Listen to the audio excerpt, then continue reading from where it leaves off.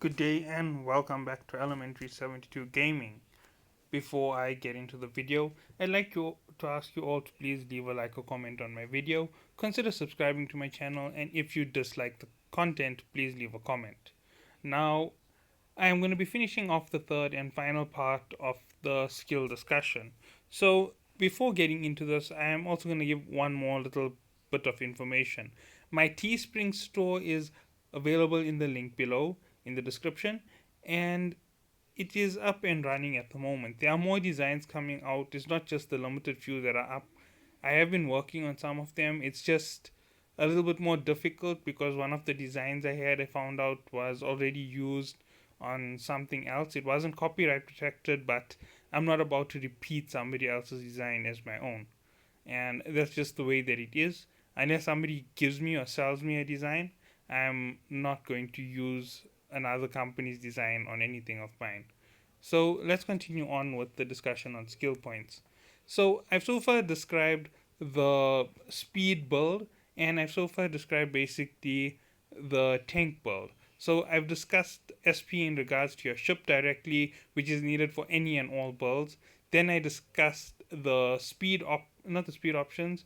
I discussed the shield and armor options in terms of improving their SP and what they gain. And then in the last video, I described the speed bonuses and what they help you with overall in combat. Now, as I said, those were just two of the total. I actually intend to wrap up everything in this video because, unlike the others, the weapons aren't as easy to discuss. Now, since I don't understand enough on the lasers, I'm just going to open something here. Okay, so here is something which is very easy to understand. Everyone falls into the same bracket of basically increasing your fall off and your range. So that's what every single weapon upgrade does on the upgrades, and every standard increases the damage and wait, what was it?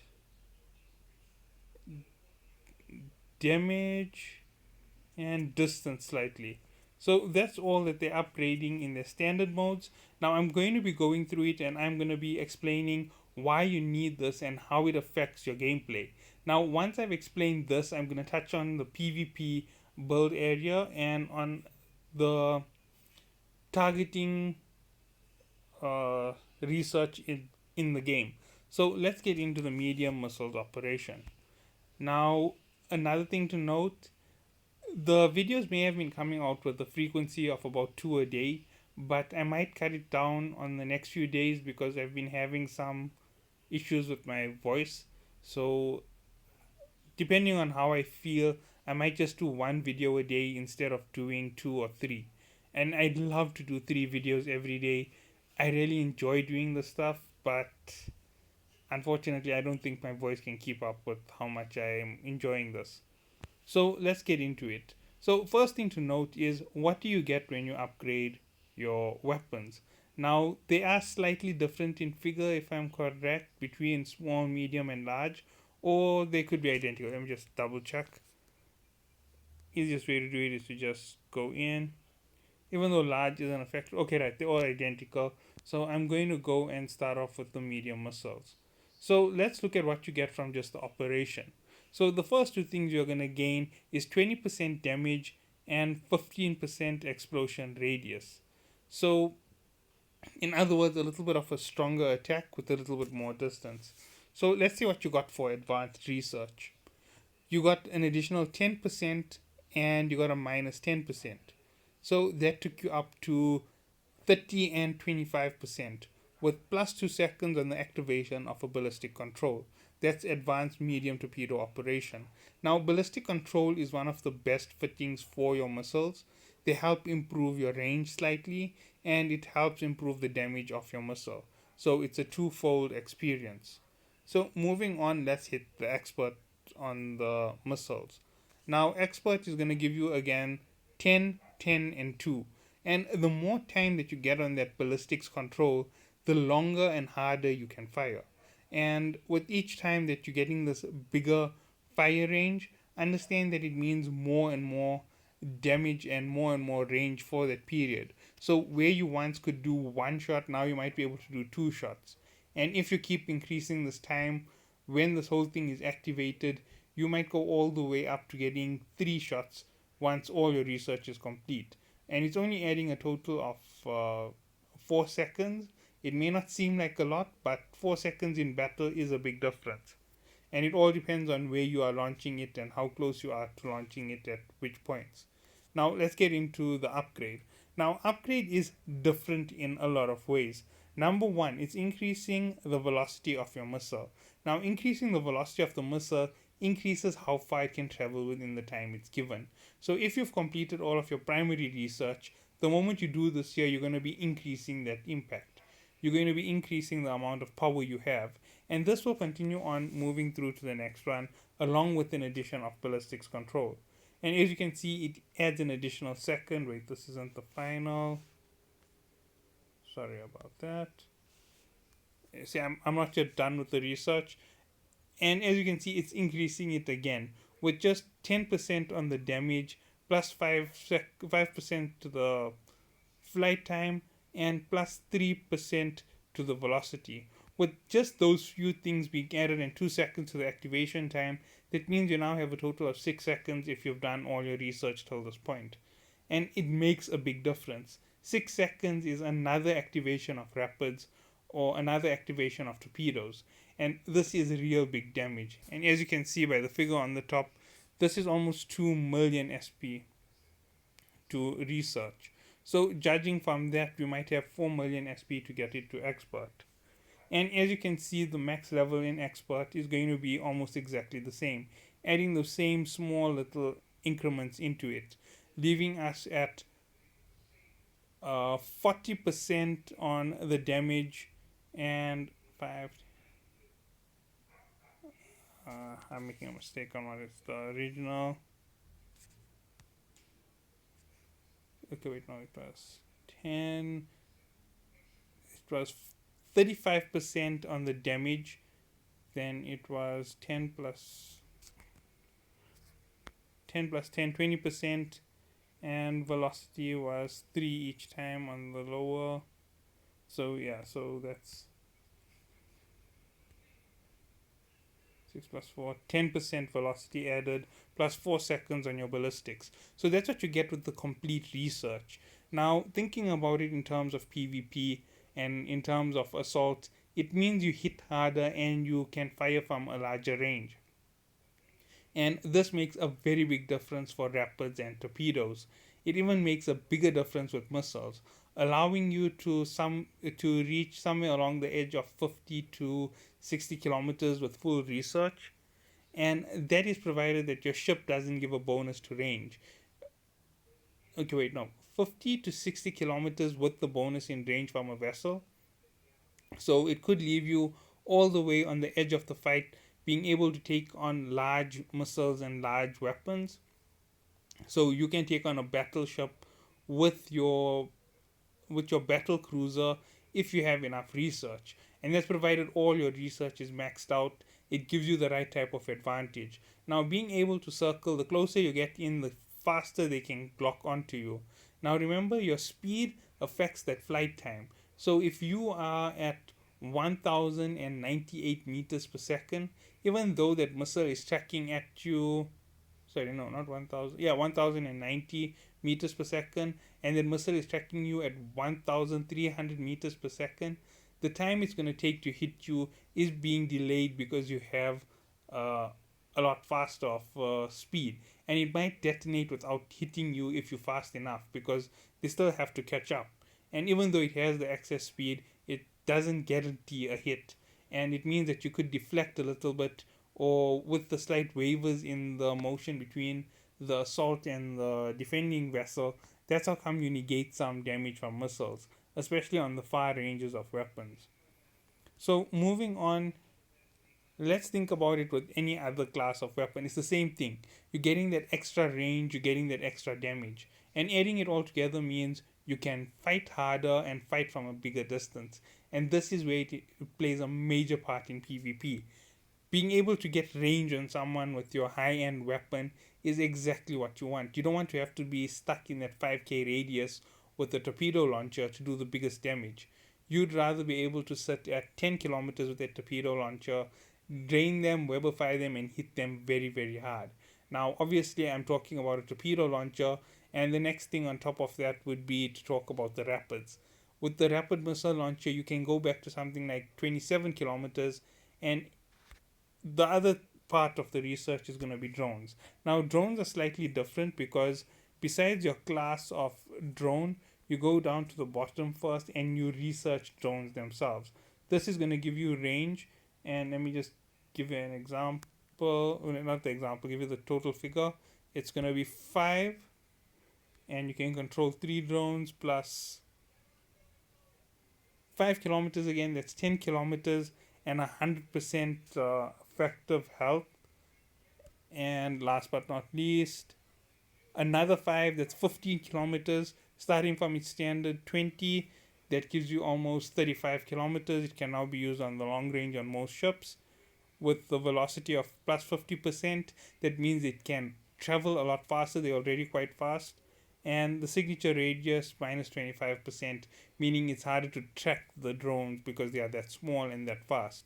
So these are all the benefits that you are getting together, and by increasing these into your research, you are actually getting the edge. Now, moving back, let's go to the electronic warfare.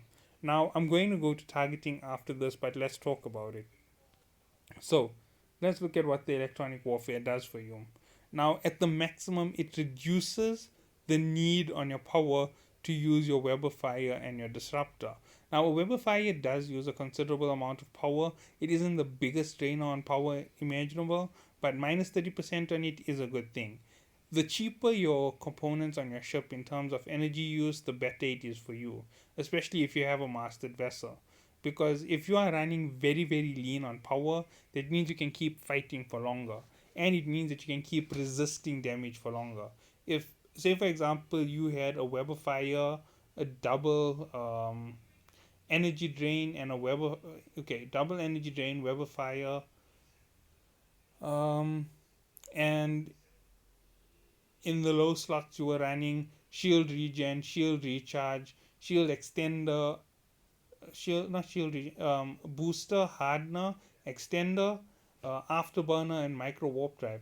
If everything had a lower signature altogether, you can keep deploying all of this at a go, and you can keep fighting for a longer time. So extending the amount of time in your battle is very important. If you are more efficient, if you can do recharges on your shield faster at a lower cost on your capacitor, it's better for you. That means you can take on a heavier battle without sustaining damage or without sustaining heavy losses.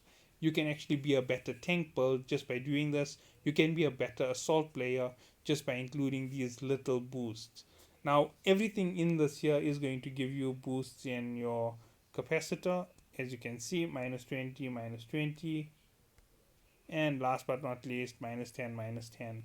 So altogether, wait, I think it was 25, no, 30 plus 10 plus 20, that's 60%. 60% reduce on your reduction to your capacitor need, very useful in combat. It's going to give you that edge when you need it in battle. It's a good PvP strategy. Now let's talk about your targeting. This is also something really important. Now look at it. It gives you plus 3 max locked. It increases your scan resolution by 15% and your targeting range by 15%. Now going on to the next level, it's going to increase your max targets as well by 2. It's going to increase your scan resolution by 10% and targeting range by 10%. Now, this is also going to help with your weapons. The bigger your range for targeting, the better your impact when it comes to using weapons. So, if you have a larger range and your resolution is a lot better, you can choose straighter paths to your opponent. You can estimate where they're going to be, so you can fire at them with a larger range. So, that means orbiting opponents, you can hit them with a larger distance. Approaching opponents, there is a very large distance, and that's the only shot that you have. So that's how it goes. And you can just see from these small little bonuses that it is piling up already. And last in the expert region, it's plus 2 locked, plus 5%, plus 5%. And when you add this all together, you're getting a nice range. So let's see what it was, 15 plus 10, that's 25 at 5. And last one was 7 targets locked worth 30% on resolution and range. Now, resolution is more like helping you judge where you can hit. It helps you see your scanning better. It gets everything locked on a little bit faster. And that's where target management comes in for most of your play. A lot of players don't think that target management is that important. And as you can see, I was upgrading my cruiser engineering. I did say that I'm going to keep becoming a cruiser main, so that's where I've been focusing. Another thing for you to note when it comes to next week, when we are reallocating our SP, remember to build it to what you are doing. It can be done multiple times if I'm correct, and it just costs you plex. But remember where you are going is very important. Give it a week, give it 2 weeks, and then choose how you are building. Remember that builds are going to have counter builds. A complete assault build is going to be equal to a complete defense build. There is no definitive answer between the two because you using the excess attack to try and beat the excess defense. And if you get too close together, then the fight will reach the point where the excess defense is now in the advantage of your assault because you're going glass cannon. But if you go balanced assault build, you are now at the advantage against the defense build because you can do more damage faster. And even though you are taking hits, they taking more hits, more energy is being drained from them, and they aren't doing enough damage to you fast enough for it to really register as a problem. And continue balance build which stays balanced in the assault type class, which can favor more shield or it can favor more assault. It all depends on your rigging of your vessel. The better your rigs on your vessel, the better your outcome in combat, and that is the way that it plays out 90% of the time. So if you rig poorly to save ISK, you are going to end up paying the price in combat. If you don't go out into dead sectors and dead space and farm up level 3 and level 4 fittings for your rigs, you aren't going to be able to match a lot of players, and it makes a massive difference. Yes, you have to take the risk, and if you're going to take the risk and not use a good vessel, save up the ISK to do double or triple your ship. So, example, if I'm running a Cyclone, I know it's going to cost me 2.1 billion. That's going to be the price of my Cyclone. I am going to go and I'm going to purchase all the fittings for it so I can back it up. And I'm going to purchase a second Cyclone. So basically, I have a backup Cyclone in my base waiting for me while I go out into dead space, trying to get even more value on my ship. So I'll go and I'll attack a Dead Space 9 or a Dead Space 10, manage to solo it if I can, get all of the rigs out and hopefully finding my T4 rigs. And once I've gotten all my T4 rigs, I just have to wait for it to become active for me to build it. And once it's built, I can now equip it on the ship and I can run at a higher level assault. And that is where you want to go. You want to be focusing on playing the aspects of the game correctly. Now, as you all know, the game is going to reach what you're going to call dead seasons. Now, dead seasons happen in every game regardless of what the game is.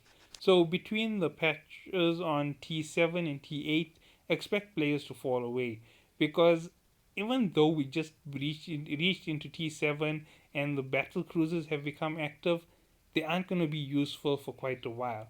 And with the option of expert learning and expert skills, a lot of players are going to invest in that before they jump into working up another vessel. And in that off time, they might just decide not to play the game for a month or two, waiting for the research to be completed, because that's how long some of this research is going to take. And once all of that is completed, they're going to be back on and they're going to enjoy themselves for maybe another 4 weeks, take another break, and keep doing this because you can save large amounts of ISK provided you don't spend large amounts of ISK every week. Okay, so that is going to be about the gist of everything I have to say with regards to SP. Now, coming up are going to be these builds that are going to focus on just what your SP is focused in. So if you have a large amount of SP in weapon technology, I'm going to discuss how you can make an assault ship and what's going to pair well with it in your mid slot and what you're going to pair with it in your low slot. And I'm going to explain everything. I'm even going to explain the high damage glass pearl. That's the high risk vessel that runs in fleets. It doesn't run solo. And I'm going to even explain how these work. And players are going to think that I'm talking nonsense, but after you look at it for a little bit, you're going to see the benefits. Now, I have described support vessels before, and the support vessel builds are generally going to be around the same.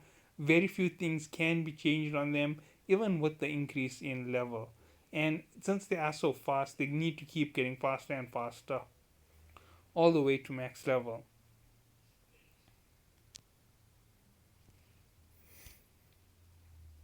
Now, I haven't touched anything in industry or manufacturing because I don't understand it well enough.